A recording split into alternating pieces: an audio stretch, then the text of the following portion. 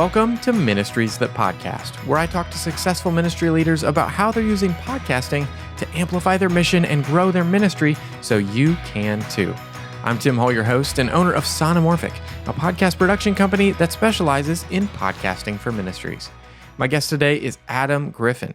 He's the lead pastor of Eastside Community Church in Dallas, Texas, and also a co-host of the Family Discipleship podcast, where they have discussions and interviews with guests about leading at home. In today's episode, Adam and I are going to talk about his passion for family discipleship, how he makes time to co-host a podcast alongside being a lead pastor, and his experience hosting a live recording of their podcast. So let's jump right in. Here's my conversation with Adam Griffin. Well, Adam, thank you so much for joining me on the podcast today. It's an honor. Thanks for having me, Tim. Yeah, so I first learned about your podcast from Elizabeth Woodson, who was a guest on my podcast just a few months ago. And after I interview, one of the things that I try to do with interview guests, which is a great way to find other guests, is say, hey, who do you think would be another great guest for the show? And your name came up. So since then, I've done some research and listened to a couple episodes of the Family Discipleship podcast that you're producing, and you're putting out some great content. And I really love the description for the podcast when I read this. It says, imperfect parents having conversations about the critically important and mostly ordinary work of leading a home. And so we'll come back to that in a second here, because I'd love to hear some more about how you came up with that. But you co-host the podcast alongside your wife, Chelsea Griffin, and Cassie Bryant, who has been in family ministry for 17 years. So I'd love to hear the story about starting the podcast. Let's go back to the first conversations about maybe we should start a podcast. Where did that desire come from, and what did that look like? Yeah, I had been on a podcast for a long time called Culture Matters, which was at the Village Church, where we talked about different cultural items. And I felt like my time there was winding down, but Elizabeth and I co-hosted that one for a little while together with Adam Hawkins. And I had written a book with Matt Chandler, our pastor there at the church, called Family Discipleship. And that came out in 2020. And that book led to a lot more just thinking about, is this maybe the focus, the center of what I'm going to do, not as a job. I pastor a church as a job, but in my free time. I don't podcast for a living. I don't write for a living. I do that with my free time, but it led to an invitation from my friends at Training the Church. I actually had a couple different podcast families had floated a similar idea to me at the same time, which is often the way the Lord has worked in my life. They just kind of shot over an idea, hey, what if we did a podcast that focused on family discipleship, and you co-hosted it? And of course, my friend Kyle Worley, who helps run Knowing Faith, is one of my dearest friends in the world. And then JT and Jen, I love them. And so it was very easy to say, yeah, if you guys are up for it, I'd be happy to do it. So it really started, Tim, like many things in my life, not so much with ambition, so much as invitation, that while I would love to do it, I rarely just say, hey, I'm going to chase that, but the Lord will bring me things like that. And so it started with writing, and then it led to this podcast format. I also get to see my wife lead our home in so many ways, and I know how just dynamite she is at it, and know what a blessing she would be to moms and dads who maybe wouldn't otherwise hear her voice. So getting a chance to do ministry with her is a delight. Getting a chance to share her insights with a lot of people is also a blessing. And then Cassie's been a dear friend of ours for a long time. So that was an easy invitation. Nice. So what was the decision around having three co-hosts as basically the way to do the show? And sometimes you have guests on, sometimes you're just having a conversation around a topic. What was the decision to do that? Yeah, so obviously, there's some podcasts that are more monologue, and we've done one or two episodes like that, where you just talk directly to a listener, and that's a fine format. We really feel like at Training the Church, one of the strengths of that podcast group is many of those podcasts, at least initially, were built on the idea of brotherly, sisterly theological conversations, men and women talking about things together. There's a lot of podcasts out there that are moms, a lot of podcasts that are dads or men talking to dads. There's some podcasts that are married couples, but it's pretty rare to find podcasts that are men and women who are friends who can talk through theology and family together.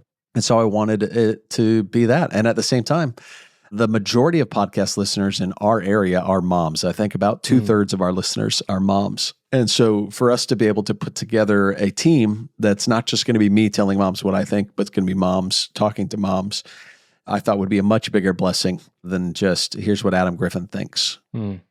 Yeah, that totally makes sense. And we mentioned the description for the podcast just a few minutes ago. So I'd love to hear too, alongside with that vision, coming up with that phrase that's very clear and concise. So what was the process? What did it look like to come up with this phrase, imperfect parents having conversations about the critically important and mostly ordinary work of leading at home? That's a good question. Again, one of the things that would separate us in a podcast market might be a lot of podcasts for families will be, if you look at their branding, it's a picture of the people that are talking. Mm-hmm. We're not trying to grow our own platform or be something famous. So I thought it was important in saying what this podcast was going to be about, that we're not saying we're experts. We're imperfect parents. Also, while I'm a doctor of theology, I don't say like, hey, Dr. Adam Griffin has a podcast. And that might sound more authoritative, but it also might confuse listeners and say, is he a psychologist? He's a psychiatrist? Again, I'm not an expert. I'm just an imperfect parent. I'm a pastor trying to do this. And then our language of critically important but mostly ordinary is language we use in the Family Discipleship book to describe kind of the definition of what it means to disciple your family, which is this is like critically important in the sense that God asked us to do it. God deserves it. It's one of the most important things we'll do with our lives is to disciple our kids to follow Jesus. So it's critically important, but it's not this massive, intimidating, I'll never be able to do that. It's mostly ordinary, normal stuff. So I want it to be normal that we open our Bible in our home. I want it to be normal that we pray together. I want it to be normal for my kids to see me following Jesus. And it's pretty simple stuff. So we felt like that really captured kind of an interesting duality of what we're talking about. This is significant, but also fairly simple. Yeah, I totally get that as a parent of 3 girls, that a lot of it is just, in the day-to-day things as topics come up or things are said. So I love that phrase. So I was looking through your bio, and you've been a next-gen minister, a student minister, a public high school teacher, and a young life leader. How has that experience of leading and teaching kids and young adults fueled your passion for family discipleship? Yeah, when I was a single man, I was still a disciple maker and following Jesus. And as a high school teacher, as a youth pastor, discipleship was my passion then as well. It was about, pouring into younger men and women when I was a student minister, and I loved that work. I'd always wanted to be a dad, and I felt like what the Lord did in that season of my life was prepare me for what I do now, which is help families think about discipling within their own homes. And that work also, I'm not a parent of teenagers yet, but has given me a lot of experience to be able to speak to parents of teenagers and into what's happening with teenagers in a way, because I had a lot of experience doing it. As well as one of the bigger topics we talk about with families is education, like where are they going to educate their kids and what kind of decisions they'll make around that. And having gone through private school, worked in public school, I've had a lot of experience with different models. And so I feel like the Lord used my whole history to be able to prepare me for where I'm at now. But again, my primary role, I'm pastoring our church, I'm leading my own family. And so I can look back now and see, the Lord is preparing me to do this. I don't have like an audio engineering degree like some people on this podcast, but I do have familiarity with the format. And then the Lord put friends in my life who use that format for ministry's sake. And so I get to use what the Lord did through me and in me to build me for it, to be able to try to bless others. And if that's something that is a blessing, then we'll continue to do it. And I certainly love to get to do it. Yeah. Well, as you just mentioned, you're a lead pastor at your church, Eastside Community Church. And so for the pastors and ministry leaders that are listening, when they hear that, they're probably thinking to themselves, how does he have time to host a podcast? Because pastors can be so busy, and that's frequently a thing that comes up when I talk to clients that are considering starting a podcast. So I'd love for you to share why the podcast has been a priority for you, and then its relationship maybe to your work at the church. Yeah, that's a good question. I try to make it really clear whenever I'm talking about podcasting or writing, which I love to do, that those are things I do in my off time. I have a full-time job that is more than 40 hours a week, pastoring our church. I have my own family, my own kids that I want to lead well. But one of the aspects of my job that people may not think about is because I work on Sundays when a lot of the rest of the world is off. My day off is Fridays when a lot of the rest of the world is working. And so when a lot of the rest of the world is working, I enjoy writing and podcasting. And so when I have a day off and my kids are in school and the rest of the world is working, I have no problem sitting down and writing a script for a podcast or knocking out some guest invitations or writing up a chapter for a new book we're working on, those kind of things. In addition, when my wife works nights, and so there are nights where she's at work, I'm at home, kids are in bed, and I'm not going to waste my life away watching garbage on TV or scrolling social media. What do I do with my time? Man, I'm trying to make the best use of time like the Lord asked me to. So sometimes that means doing work for Eastside. Sometimes that means writing, or sometimes it means working on a podcast. And then, of course, I try to accommodate guest schedules. So if we're going to have a guest on, sometimes that means I'll take a break in the middle of a day from pastoring at the church to go hop on a computer real quick. But I keep that life separate. I record here in my house. We don't record up at the church. There's not a lot of crossover there. We don't talk at the church about the podcast or the writing very much because I don't want anybody to think that a congregation is a customer to me. And so I'm very sensitive about that. But I do try to help people see, like, it's to me and the way I work, I don't mind using my day off to do that. To me, that's a fun way to use my time. Because what I'm thinking about is how do I bless other people? And I love it as a ministry. It's not a financial boon for our family, but it is a useful way to use our time. And while it's not always the most relaxing day off, it is something that I enjoy to do. It's a hobby for me. Yeah, that's great. That's a good way to frame it, that it might be something that's completely separate and is just a hobby, another passion that you've got, and pursuing that.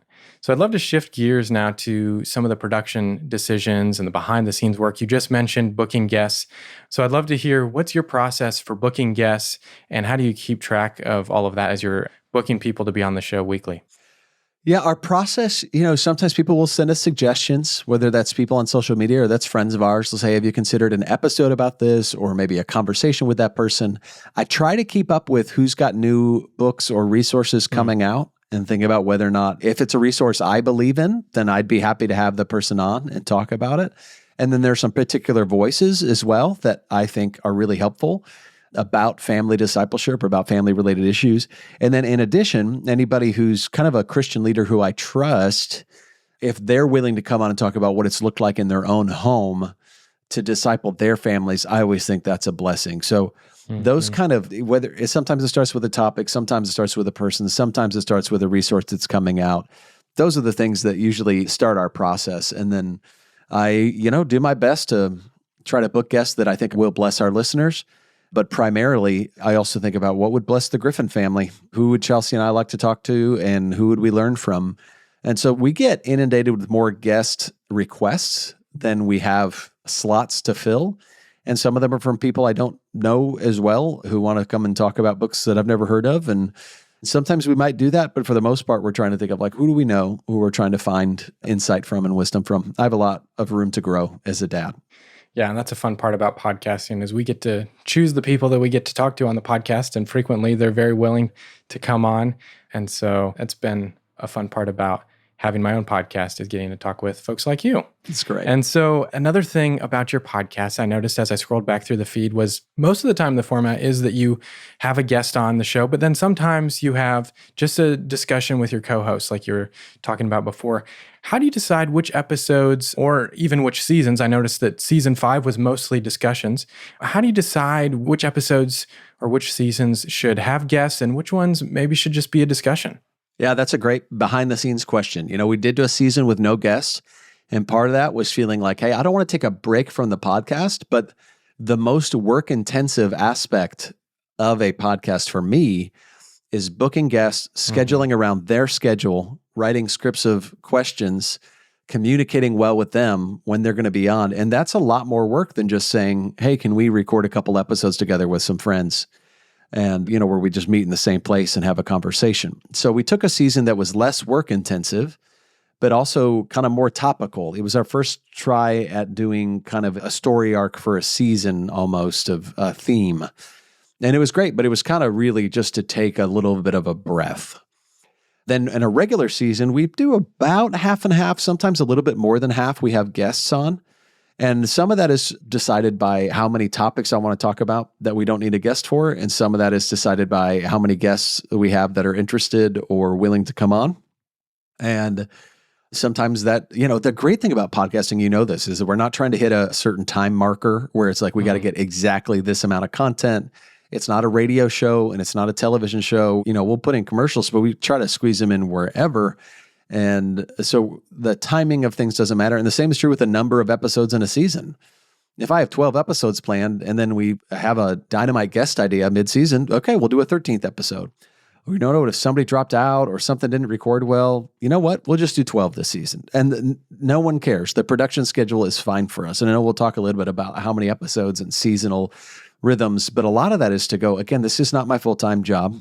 A lot of people that are in this podcast world doing what we're doing, this is what they do. Like they're trying to build their social media platform. They're trying to build that. We're just trying to bless families. And if people find it, praise God. I hope they do. And I hope it's helpful.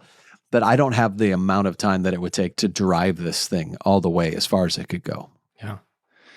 Yeah, so you just mentioned that you have seasons, and so I'd love to talk about that a little bit as well. So you're currently on season 6 of the podcast, and from what I gather, you have a season that starts around the beginning of the year and goes to the summer, and then you pick back up late summer, early fall until early December. And so I'd love to hear about the decision to break up the podcast into seasons. It sounds like some of it you just explained, but I'd love to hear that decision and how that's benefited the podcast.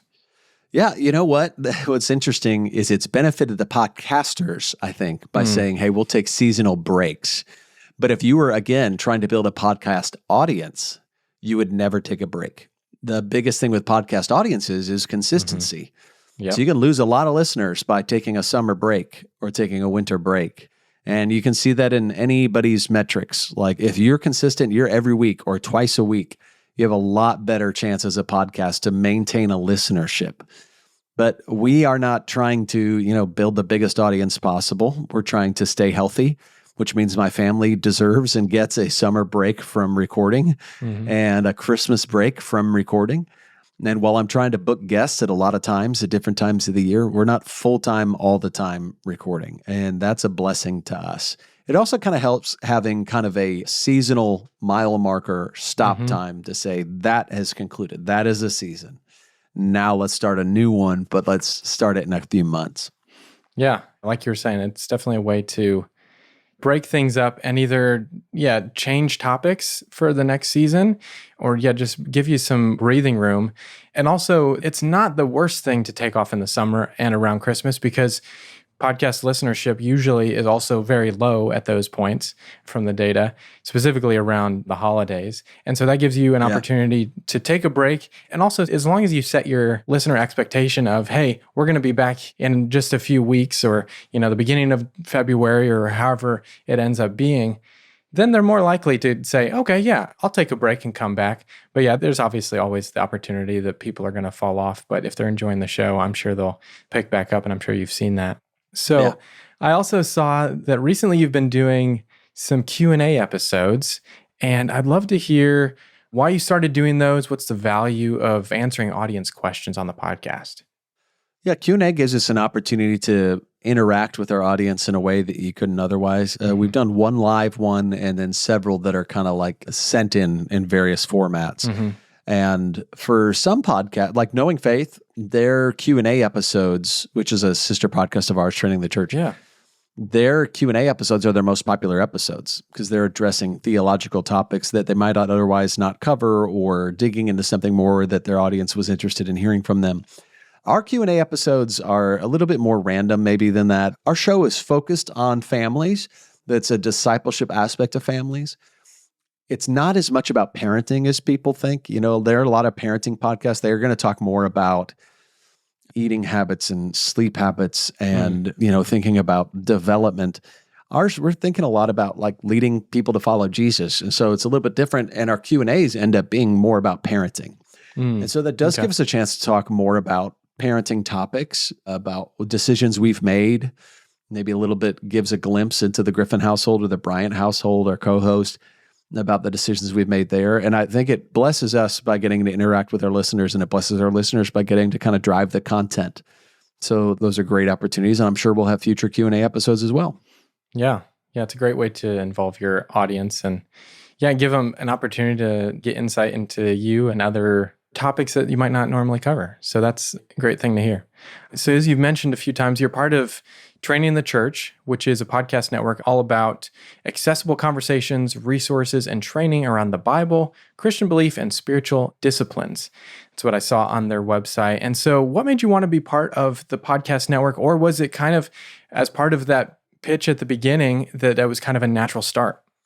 Yeah, it was natural for us because there was friendships there. There was trust there, and there was resourcing there to get started. I don't know that we would have, purchased these microphones, used the software that we do, book the advertisers that we have, those kind of things on our own.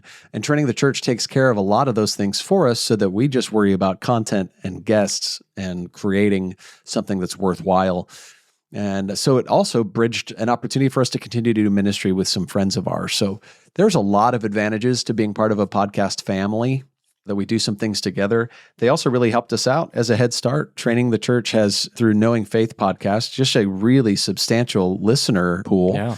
And so by inviting their listeners who are parents to check out our podcast, it gave us a great head start and let people know that, people that were already listening to podcasts, obviously, who are likely Christians, hey, there's this new podcast starting up and it's part of our family, and it gave us a lot of exposure at the beginning. So I would say in many ways, Family Discipleship Podcast had every advantage of just a blessing of what Kyle, JT, and Jen did in supporting us and in letting people know what we were about and what we were going to be doing and giving some people some access to that.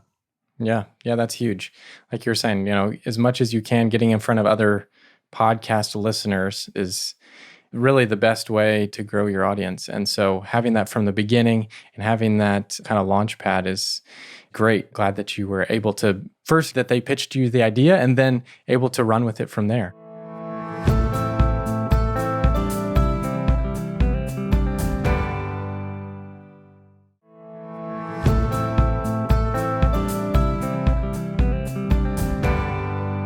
Another thing you mentioned with the Q&A episodes, one of them was part of a live recording. And so I'd love to hear about that live show recording back in November. What was that experience like, having a room full of podcast listeners? Yeah, definitely. It was our first attempt at a live recording. It was fun. It was really fun. It was a lot more work than I expected it to be. There's a lot of different aspects that, if I were to do it again, I would do a lot of things differently. But it was really fun being in a room with people we love, doing things that we're used to doing behind closed doors in a very small room. So that was fun. And it was fun to interact with our listeners directly. We had some people that traveled from very far away, a lot of people that we already knew, but some people that we knew that we didn't know were listeners. Those kind of things definitely happened as well. And it gave us an opportunity. It wasn't, for us at least, I know other podcasts do it like this. We weren't touring, we weren't making money. We spent way more than we made in ticket sales. We sold some tickets, but we sold them really cheap and then just said, hey, just help us offset costs. But it helped us invite some of our friends like Eric Nieder, who's a musician, Kyle Worley, who's the podcast Papa over there at Training the Church, to be our MC and get to do what we normally do alone. We got to do together. So that was really sweet. Nice. So you're saying if you do it again, you would do things differently. What are some of those things that you learned from doing it the first time that you're going to take into if you decide to do it again? Yeah, we kept expectations really low on ticket sales and attendance. And so we sold out quickly, which was great. Okay. Yeah. But I wasn't thinking about the fact that, a lot of our listeners are parents. And at the last minute, they will not be able to make it because somebody is sick or something difficult happened.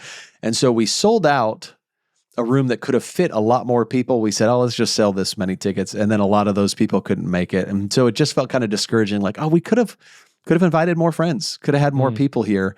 And if I had to do it over again, I would maybe even oversell a little bit and say, let's make sure that everybody has the opportunity to come who wants to be here.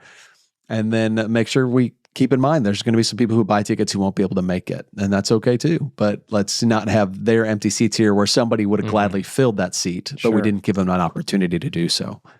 Yeah. You also mentioned there that the event didn't make money. So I'd love to hear your thoughts on, was it worth it? Is it something that you feel like you're going to do again? Or would you go about it differently to try and make it at least break even? Like, what does that look like?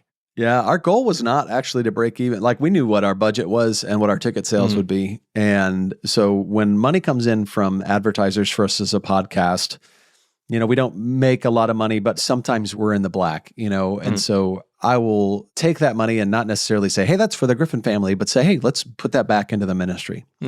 So our friend that was a musical guest, I want to make sure that we paid him a decent amount. And we hosted it at our church. But again, I want to do that in the most above reproach way possible. So we acted like an outside vendor. We rented the space at our church. Even though I'm the lead pastor, we paid a rental fee to be in there.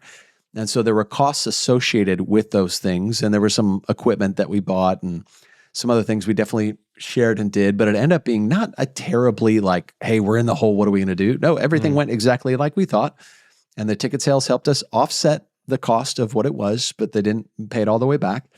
And I think if there was somebody, if they were looking at me and trying to figure out why am I not more business savvy, I would say, oh, I'm not a businessman. I'm in the interest of doing ministry. And could I have charged twice as much for the tickets and walked away with money in our pockets? Yeah, probably.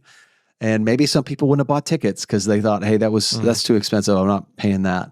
But we wanted to have some swag there to give away, some great people to do this with.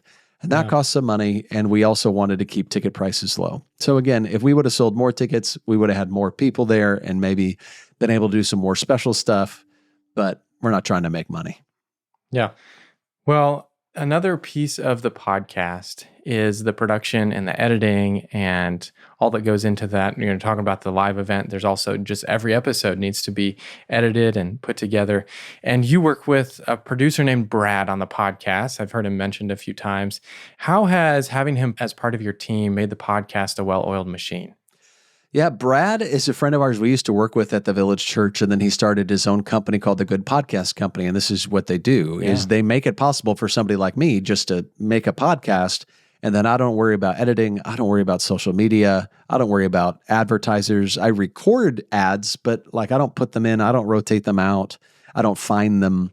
We are able to kind of come and go from the podcast world because what comes in from the advertisers is going to support our ability to do that by paying somebody like Brad to make those things happen. So the Good Podcast Company for us has been the hugest blessing because it turns our podcast work into something possible for us. I wouldn't have time if I had to do all the editing.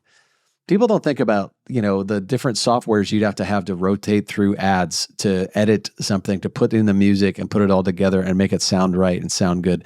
And I don't have that expertise or that software or that time. So Brad makes it all possible. Having somebody do that is wonderful. I admire people like you, Tim. Sound like you have so many different skills. You're able to do a lot of this yourself.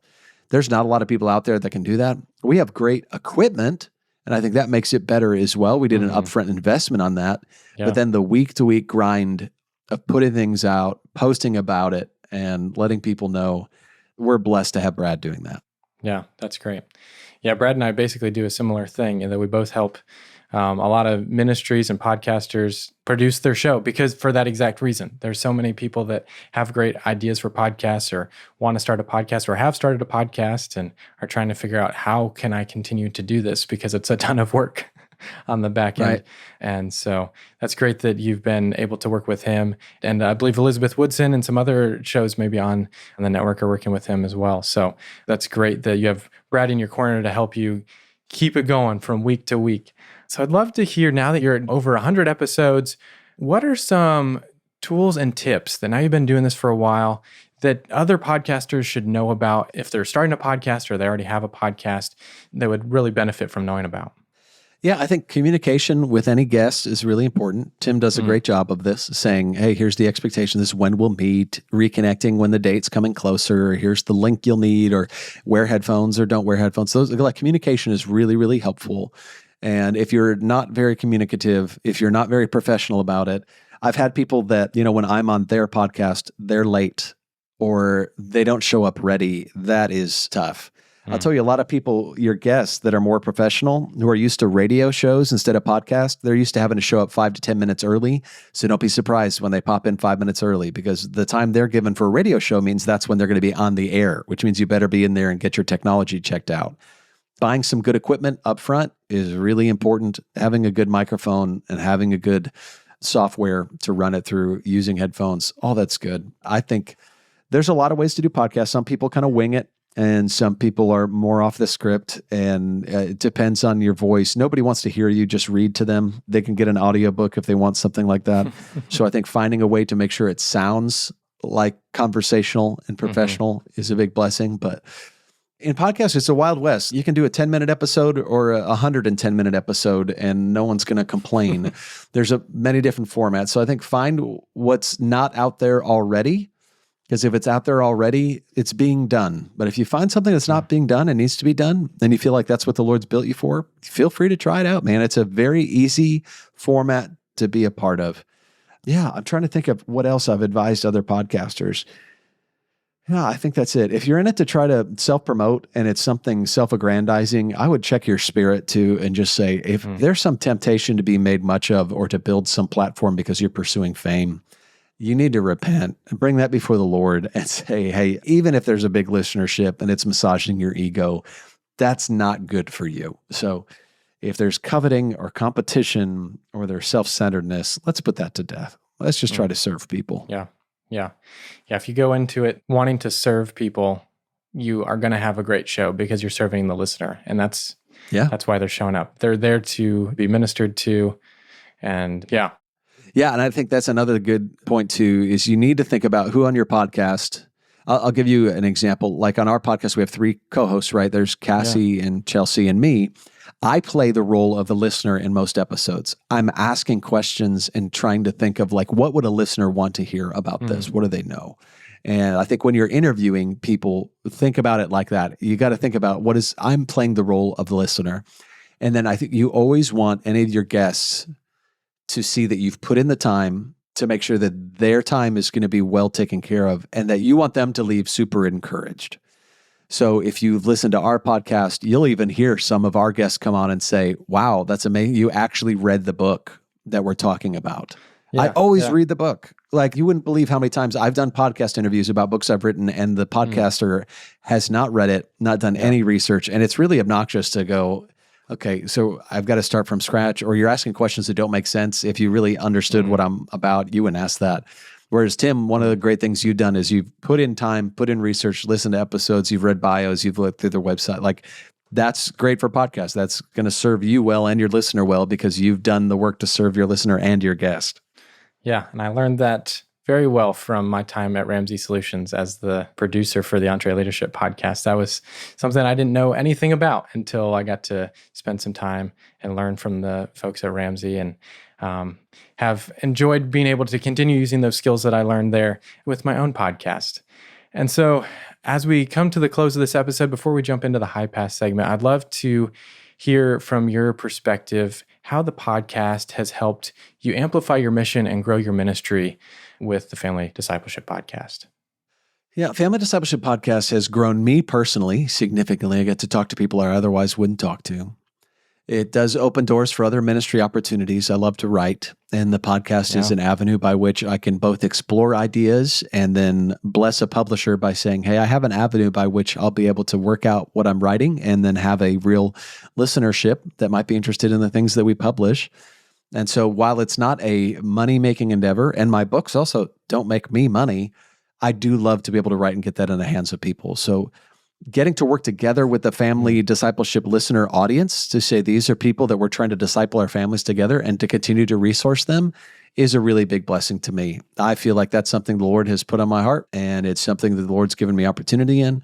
And so I love to do it. So it's a delight to me, and I hope a delight to our audience. So that's my personal ministry, and I would say that as opposed to my public ministry, which is the church.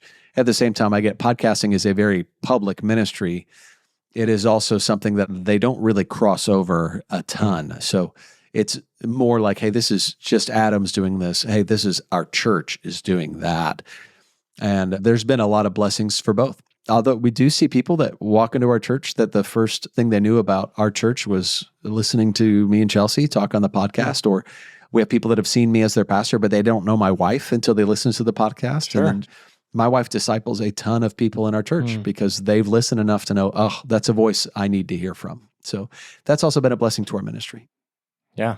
That's great. All right. Well, let's jump into the high pass segment where we ignore the lows and I ask you about some of your favorite things.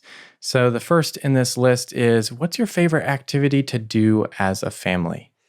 That's a great question. We watch a lot of sports together as a family. My youngest likes to snuggle on the couch while we do that. I'm all for that. My oldest likes to talk about statistics, and I'm all for that. Okay. But my favorite thing we do as a family is anytime we go out to eat. Okay. When I was growing up, we never went out to restaurants, like never. My mom would cook every time. And if we got restaurant food, it was like KFC and we brought it home, or pizza, we brought it home. So going to a restaurant as a family still feels, every time we do it, it feels so special to me. So I love going to a restaurant and talking with my kids. Nice, nice. All right. What's your favorite family discipleship resource? Well, I'd be a fool not to advocate for the one that we wrote, Family Discipleship by Matt Chandler and Adam Griffin. I don't make any money off of that. All that goes to the Village Church in Flower Mound, Texas. And it is, I think, a great resource. But outside of that, I'd list a couple. Habits of the Household by Justin Whitmel Early is great. I'd say my favorite has got to be The Intentional Father by John Tyson, which is a little bit more about fathers and sons, but it is broadly applicable. I think moms and definitely people with daughters would also find it really helpful. But John Tyson's Intentional Father is fantastic. There's a long list, though. I could go down a real rabbit hole talking about great family discipleship resources. There's some great ones out there. Nice. Yeah, I'm sure there is. I'm sure there is as you're in that world. So as we were talking about activities, is there any specifically that you've found that are more activity-based that you do with your kids besides books? Any resources that we do that are more activity-based? Yeah, that's a good question.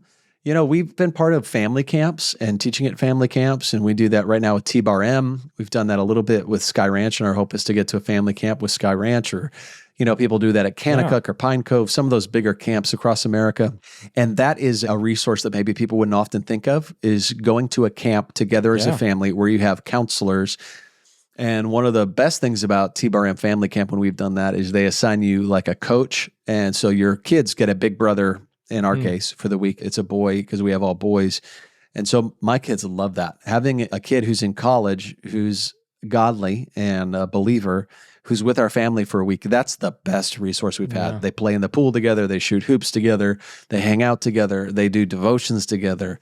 And that's been a huge part of seeing faith grow in our kids. Nice. Yeah, that's a great idea. All right. What's one of your favorite stories from a listener about how the Family Discipleship Podcast has impacted their life? Yeah, you know what? That's a great question. There's definitely been a lot that we've heard kind of anecdotally and generically that it's made, quote unquote, made a big difference.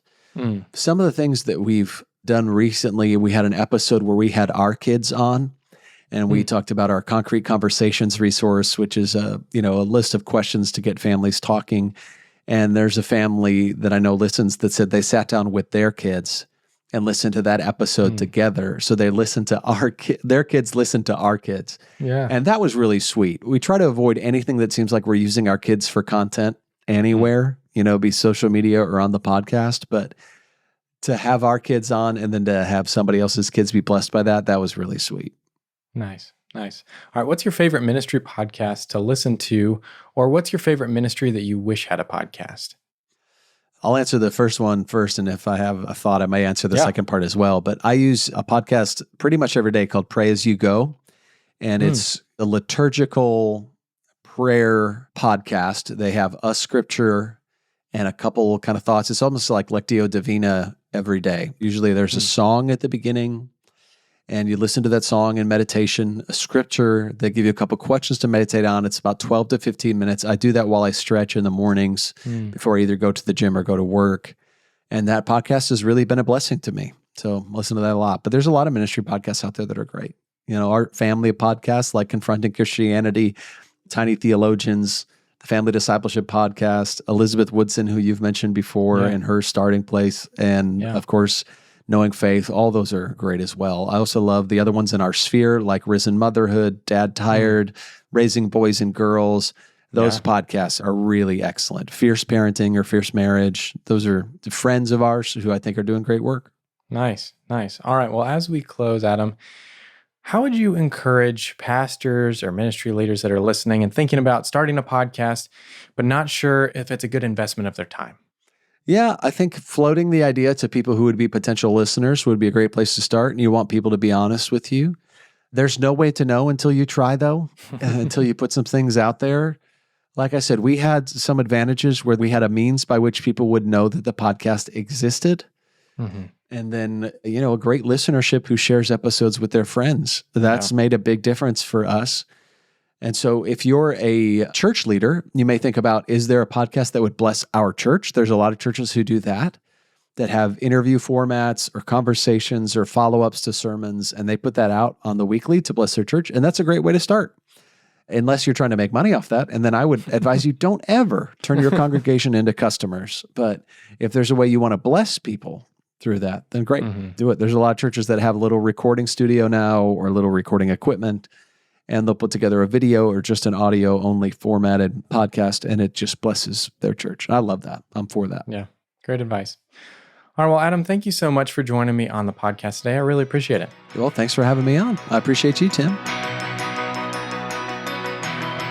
Man, I really enjoyed my conversation with Adam and getting to hear his perspective on the podcast being separate from his role as lead pastor and his sensitivity to not wanting to make his congregation a customer. You can listen to the Family Discipleship podcast with the link in the show notes. Well, that's going to do it for this episode of Ministries That Podcast, produced by Sonomorphic. If you enjoyed today's episode, text it to a friend or share it on social media. Together, we can help more ministries grow and thrive through podcasting. And if you haven't already, follow or subscribe to the podcast so you don't miss out on the next episode. And leave a 5-star review while you're at it, like this one from Mike Howerton.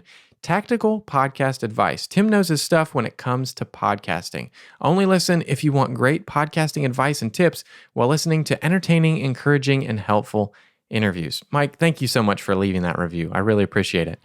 Now come back in 2 weeks to hear my conversation with Blake Guichet, host of Confessions of a Crappy Christian podcast. Blake and I are going to talk about why she started a podcast with Crappy Christian in the title, the process of creating her artfully designed podcast cover art, and why she dedicates time on Tuesdays to be a guest on other podcasts. Well, until next time, keep encouraging your audience as they follow Jesus.